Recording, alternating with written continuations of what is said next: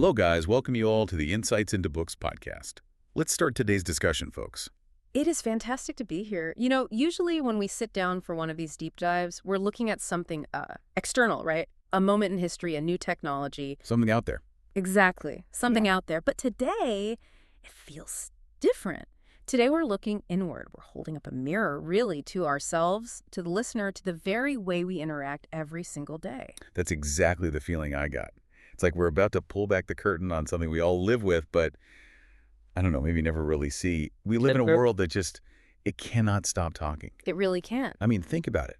At work, at school, online, we celebrate the loud people, the bold people, the ones who are always putting themselves out there. We absolutely do. We've built this entire culture that that often mistakes volume for confidence, and more dangerously, it mistakes that confidence for competence. Right. If you're the one talking the most in the meeting, everyone just assumes you have the best idea. Or you're the most passionate, or the best leader. It's this automatic assumption. If you're the life of the party, you must be the most successful or the happiest person in the room. And the flip side is true, too. If you're quiet, people are like, what's wrong? You okay? Come out of your shell. Yeah, you need to speak up more. It's like there's this one approved way to be a successful human, and it involves being, gregarious, alpha, always comfortable in the spotlight. And that phenomenon, that's exactly what we're digging into today. There's a name for it. It's called the Extrovert Ideal. The Extrovert Ideal. It's this pervasive, often unspoken belief system that the ideal self is an extrovert. But the material we're looking at today poses a really radical question. Which is? What if we've got it all wrong? What if society has been operating on a fundamental misunderstanding of basic human psychology? Now that's the hook that got me. What if the quietest people in the room, the ones we tend to overlook or even feel sorry for, what if they're actually the ones with the strongest ideas? The best leadership potential. The deepest insights. It's a huge what if. It is. And to really get into it, we have to clear something up right at the top. A really common misconception. Okay. We need to define our terms. Because most people hear introversion and they immediately think shyness, and they are not the same thing. Well, I'll admit, I used to do that. I just thought, an introvert is someone who's afraid of people, socially awkward, the person hiding in the corner at the party, right? And that's the crucial distinction we have to make. Shyness is the fear of social judgment. It's an anxiety. It's that voice in your head going, what if I say something dumb? What if they don't like me? Okay, so that's fear. That's fear. Introversion isn't about fear at all. It's about stimulation. It's about how your nervous system responds to the world around you. It's about where you get your energy from. So, wait, let me get this straight. You could be a shy extrovert? Is that a thing? That is absolutely a thing. Think about it. You could be someone who craves being in a crowd. You get a buzz from social energy, but you're also terrified of saying the wrong thing. Wow, that sounds tough. It's a really difficult place to be. Your nature is pulling you towards people, but your anxiety is pushing you away. And on the other side of the coin, you can be a totally confident introvert. Yes.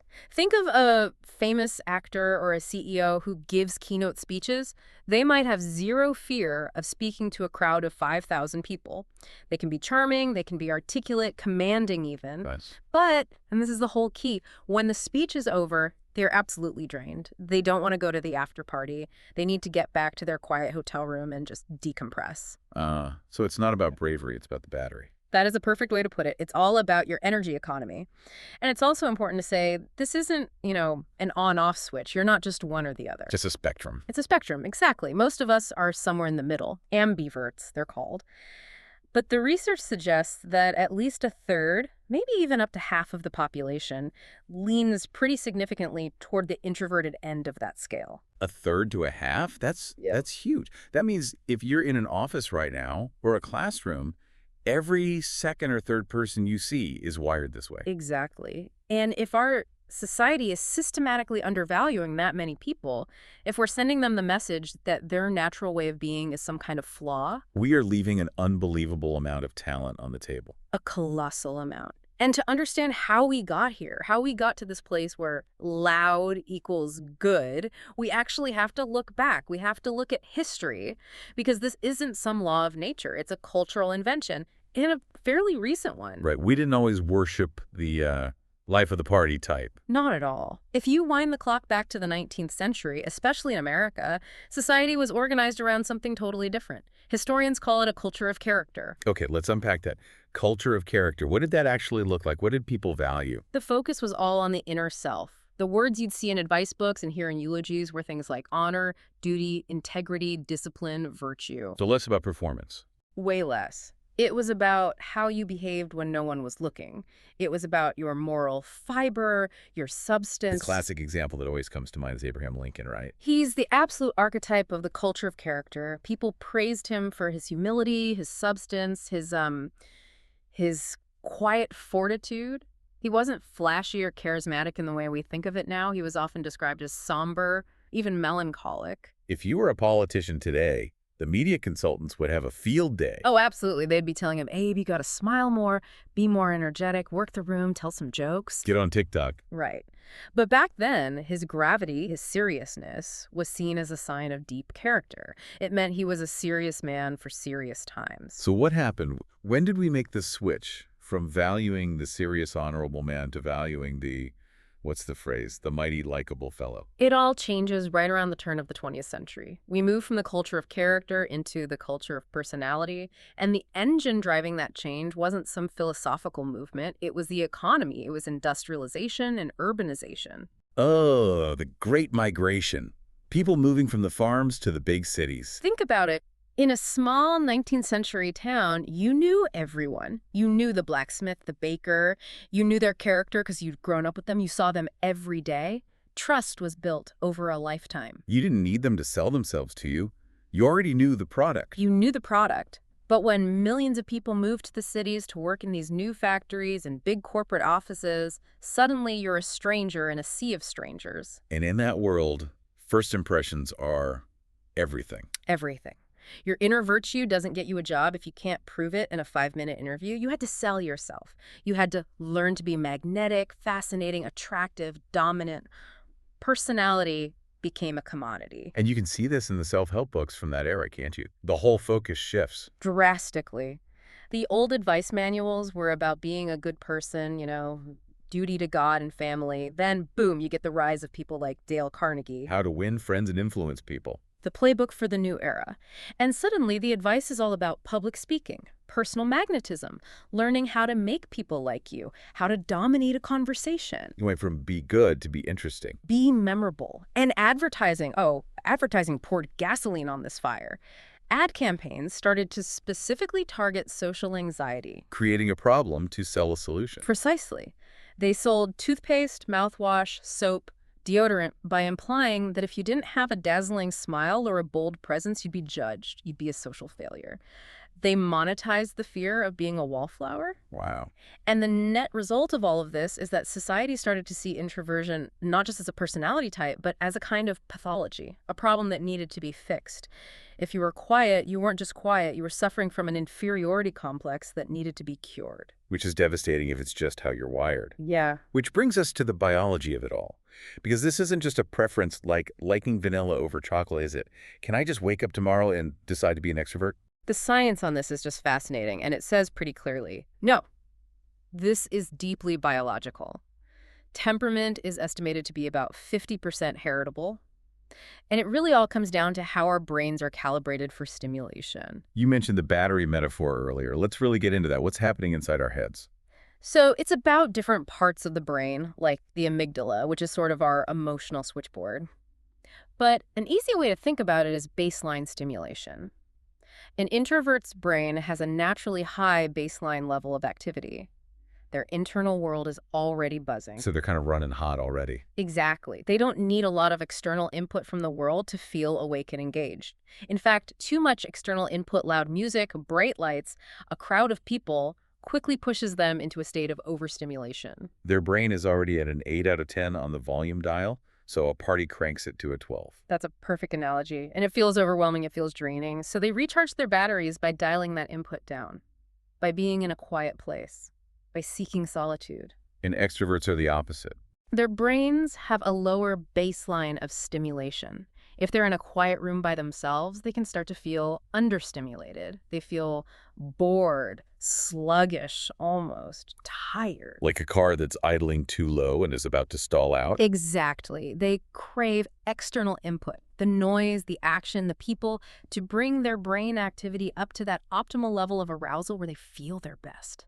They need the party to get to that 8 out of 10. That's why my extroverted friends will say things like, I get my energy from people. I always thought that was just a figure of speech. No, they mean it literally. Their nervous system is literally waking up and feeling more energized in a social environment. There was this study in the material, the one with the babies, the high reactive infants. This part just completely flipped my understanding of this. Oh, this is the groundbreaking work of a psychologist named Jerome Kagan. He did these incredible longitudinal studies. He'd bring 4-month-old babies into his lab and expose them to new stimuli. Like, Simple stuff. A colorful mobile swinging in front of their face, the smell of alcohol on a cotton swab, a recording of a balloon popping. Just new, unexpected sensory information. okay, and you'd think the babies who get all excited and kick their legs and love it, they'd be the future extroverts, right? The little party animals in training. That is the logical assumption. Right. But it was the exact opposite. The babies who are high reactive, the ones who cried, thrashed their arms and legs, got really distressed by the new stimuli. They were the ones who grew up to be introverts. Yes. Wait, so the baby that's screaming at the mobile becomes the quiet, thoughtful librarian? How does that work? Because the crying wasn't a sign of a bold personality. It was a sign of a highly sensitive nervous system. They were feeling everything more intensely. The noise was louder to them. The colors were brighter. The stimulus was overwhelming.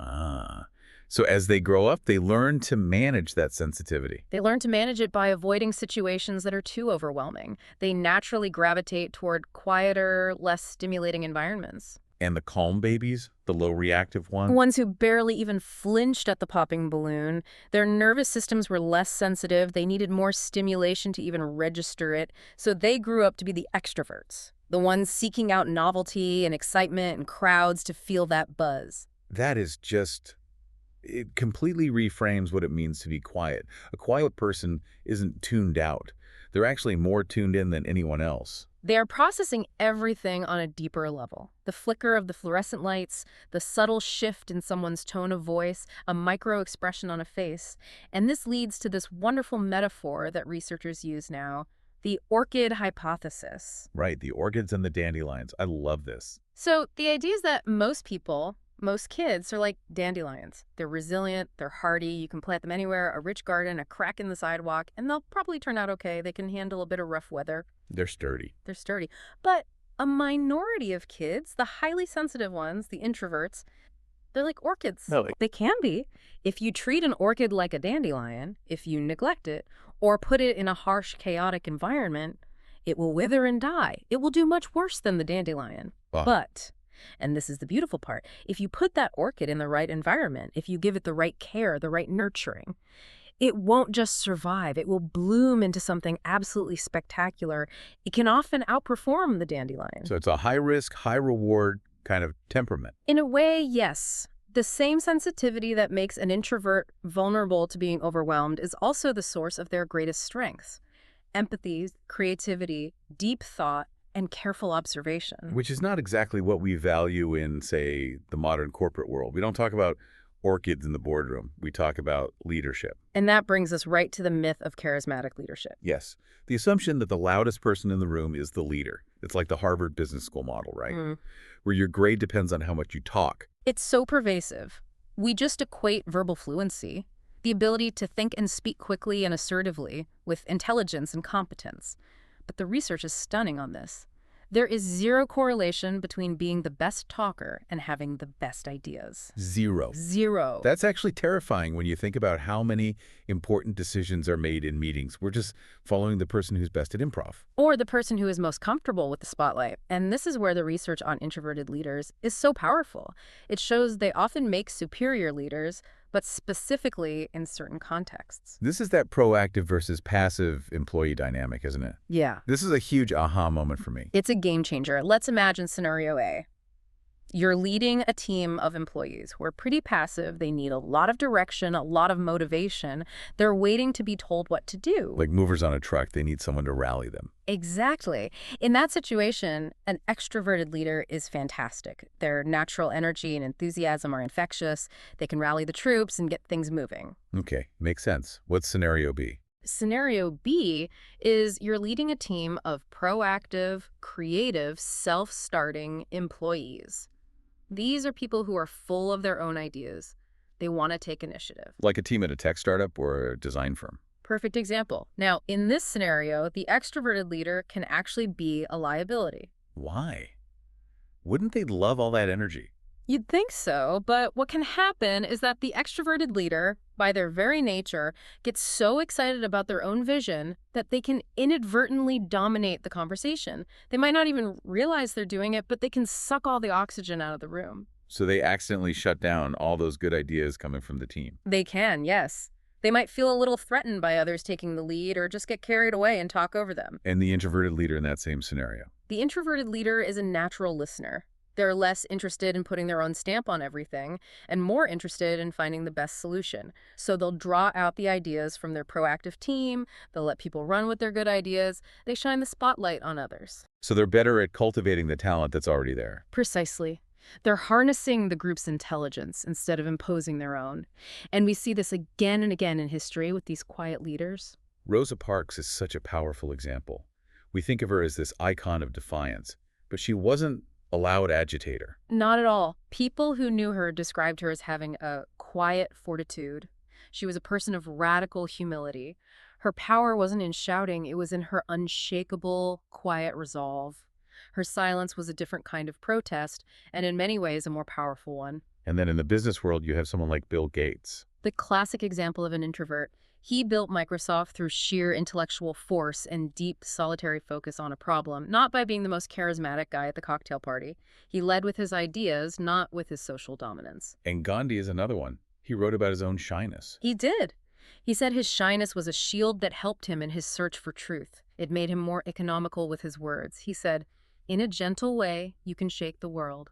It seems like the common thread with all of them is that their passion wasn't for the spotlight itself. Exactly. Their passion was for the project, for civil rights, for software, for Indian independence. Leadership was just the tool they had to use to achieve the goal. It wasn't about the ego. So if this massive potential is locked inside introverts, why on earth do we structure our modern workplaces to be their own personal kryptonite? I'm talking about this new groupthink. This is one of the most powerful critiques in the material. The modern workplace, and school for that matter, is obsessed with constant collaboration. Open plan offices, endless team meetings, brainstorming sessions for everything. We have completely bought into this idea that all creativity and all productivity comes from people bouncing ideas off each other in a group. And the data on open plan offices. It's just brutal, isn't it? It's damning. Study after study shows they often reduce productivity, increase stress, and even make people sick more often. And for an introvert, it's a nightmare. Remember, they're easily overstimulated. Constant noise, people walking by, phones ringing. It's a constant barrage of sensory input. Their brain is trying to process all that background noise, which makes it impossible to get into that state of deep focus. And deep focus is where the actual breakthroughs happen. It's where deep work happens. It's where deliberate practice happens. To truly master a complex skill or solve a difficult problem, you almost always need solitude. You need to be alone with your thoughts without interruption. The story about Steve Wozniak, the co-founder of Apple, is just perfect. The was. He built the very first Apple computer all by himself, sitting alone in his cubicle at Hewlett-Packard late at night. He's been very clear about this. He says he could never have done it in a group. His advice to inventors is always work alone. Because groups tend to dilute a singular brilliant vision. They compromise. They turn a radical idea into a mediocre one that everyone can agree on. But every company I've ever worked for treats brainstorming like it's this secret ritual. Let's all get in a room with a whiteboard. And it's largely a myth. The research on this goes back to the 1950s, and it's incredibly consistent. Group brainstorming almost always produces fewer ideas and lower quality ideas than if you just had the same number of people think by themselves for a while. Why? What goes wrong in the group? There are three main problems. The first is called social loafing. The person who just sits back and lets everyone else do the work. We've all seen it in a group project, right? The second is production blocking. Only one person can talk at a time. So while you're waiting for your turn, you might forget your brilliant idea. Or you're so busy listening to someone else that you can't develop your own train of thought. And the third one feels like the most important for introverts. Evaluation apprehension. The fear of looking stupid. You're in a room with your boss and your colleagues, so you're not going to throw out that really weird, crazy idea that might just be the breakthrough. You self-censor. So we shouldn't collaborate at all, just lock everyone in separate rooms. No, of course not. The solution is a hybrid model. It's about sequencing it correctly. The mantra should be, think alone first, then come together. So let people do the deep, solitary work to generate their best ideas. And then bring the group together to share, debate, and refine those well-formed ideas. You use the group for what it's good at, feedback and selection, not for what it's bad at, which is raw creation. That feels so much more inclusive. It lets both types of people play to their strengths. Now, I want to shift gears a little because this whole extrovert ideal we've been talking about, it's a very Western thing, isn't it? Oh, hugely. It's very specific to Western and particularly American culture. If you look at many Eastern cultures, China, Japan, Korea, the values are often the complete opposite. How so? Well, in the West, we have the saying, the squeaky wheel gets the grease. Right. Be loud, make noise, and you'll get what you need. In many parts of Asia, a common proverb is, the nail that sticks up gets hammered down. Wow. A completely different message about fitting in versus standing out. It is. In many of these cultures, there's a much higher value placed on what's called soft power. Qualities like listening, humility, quiet persistence, and maintaining group harmony are seen as signs of strength and wisdom. So what an American manager might see as passivity or a lack of engagement. A Japanese manager might see as active, disciplined listening and respectful observation. An introverted student who is quiet in an American classroom is seen as not participating. In a Korean classroom, that same quiet student is seen as a serious scholar who is absorbing the information before they speak. It just goes to show how much our definition of competence is just a cultural story we tell ourselves. It's completely relative. So let's bring it back to the individual introvert who has to live in this Western extroverted world. What are they supposed to do? Do they just have to pretend to be someone they're not for their whole career? This is where we get to the really practical advice built around something called free trait theory. And the basic idea is, yes, introverts absolutely can act like extroverts. We can all act out of character when we need to. Pseudo-extroversion. Exactly. The quiet person can give the big speech, work the room at the conference, lead the high-energy meeting. But, and this is the all-important condition, they can generally only do it successfully and without burning out if it's in service of what's called a core personal project. A core personal project, so something that they care about on a really deep level. Yes. A cause they believe in, work that they're passionate about, people that they love. If the stakes are high enough for them personally, they can stretch their personality. Think of an introverted professor who absolutely comes alive during a lecture. She's not performing because she loves being the center of attention. She's performing because she is so passionate about her subject that she wants to share it. The mission overrides the temperament, but there's always a cost. It's draining the battery. It's burning through the battery at double speed. It's a form of emotional labor. And if an introvert has to do that for too long without a break, they will crash and burn. So what's the survival strategy? They have to build restorative niches into their lives. This is such a simple but powerful concept. A restorative niche is a time or a place where you can retreat to be your true self and recharge your batteries. Give me some examples. It can be a physical niche. You're at a loud wedding reception. Your niche might be stepping outside for 10 minutes of fresh air and quiet. Or at work, instead of going to the loud cafeteria, you take a walk in the park by yourself during your lunch break. A lot of people feel guilty about doing that, though, like they're being antisocial. And that's the stigma we have to fight. It's not antisocial. It's a non-negotiable part of your mental and physical health. It's strategic. It's also about giving yourself permission to leave the party early or to say no to that optional networking event. And it could be a mental niche, too. Right. Absolutely. Putting on headphones and listening to calm music, meditating for 5 minutes between meetings, reading a book. The point is, if you don't intentionally schedule these moments of restoration, you won't have the energy to act out of character when you really need to. It's not about quitting. It's about refueling. That's it, exactly. Let's talk about the kids for a minute. Yeah. Because if this is all wired in from birth, that means our schools are full of these little introverts.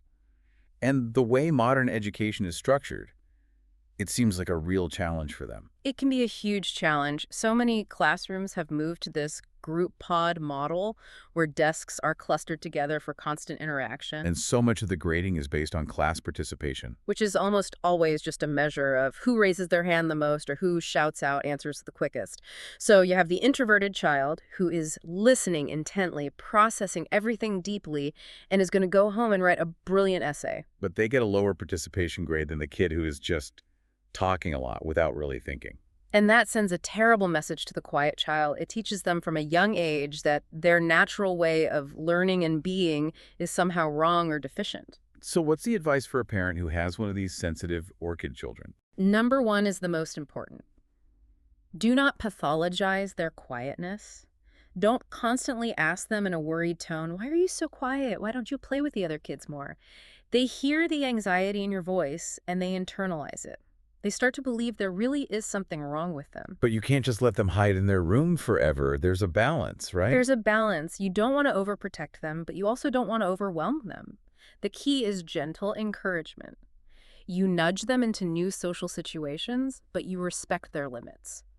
You go to the birthday party, but you agree beforehand that it's okay to leave after an hour if they're feeling done. So you're their ally, not their drill sergeant. You're their ally, and you celebrate their strength. Yeah. If your kid wants to spend all of Saturday in their room building an elaborate Lego city, you don't see that as a social failure. You see it as the superpower of deep focus and creativity. You're honoring who they are, not trying to turn them into someone else. Exactly. You're realizing that those very traits, that intensity, that ability to be happy in their own company, are the things that might make them the next great scientist or artist or writer. It feels like the big takeaway from all of this is a call for a kind of revolution, a quiet revolution. I think that's a great way to put it. And it's not about saying introverts are better than extroverts or vice versa. Society would collapse without both. We need the extroverts for their bold action, their social energy, their ability to bring people together. The yin and the yang. We need both. But the problem is that for the last 100 years, our society scale has been tipped way too far in one direction. We need to rebalance it. We need to create space for introverts to be themselves, not just for their own well-being, but for the good of all of us. Because we're missing out on their best contributions. We are missing their deep insights, their thoughtful caution, their incredible creativity, because we're not set up to listen to them. There was that point about risk-taking, too, that introverts can act as a kind of societal brake pedal. Yes. Extroverts tend to be more sensitive to rewards. They get a bigger dopamine hit from chasing a goal, which is great for ambition, but can sometimes lead to reckless risk-taking.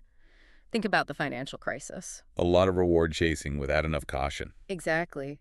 Introverts are wired to be a bit more cautious. They're more likely to be the ones in the meeting saying, "Hang on, let's look at the data one more time. Have we thought about the downsides?" We need that voice desperately. So a final thought for the listener who is a leader or a manager. Look around the room in your next meeting. Find the person who hasn't spoken yet, and don't just put them on the spot. Go to them afterwards or send an email and say, "I'd really love to know what you thought about that." Give them the space to formulate their thoughts.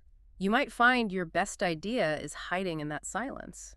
And for the listener who recognizes themselves as an introvert, My message would be, stop fighting it. Stop feeling guilty for needing alone time. Your preference for depth over breadth is a superpower. Your ability to focus is a superpower. Your quietness is not a flaw you need to fix. It's a strength the world desperately needs. So find your restorative niches and embrace who you are. that feels like such a message of relief. It's permission to just be. It is. Remember that Gandhi quote? "In a gentle way, you can shake the world. You don't have to be the loudest person to make the biggest impact." This has been absolutely fascinating. I'm definitely going to be thinking about my own work, my own meetings, in a completely different light now. Me too. I think after this, I might just need to go find a quiet room for a little while. A well-earned restorative niche. You got it. This was it on today's book, guys. And folks, kindly subscribe and follow us for more such insights on various books. And also do not forget to join our social media community to stay in touch and get updated.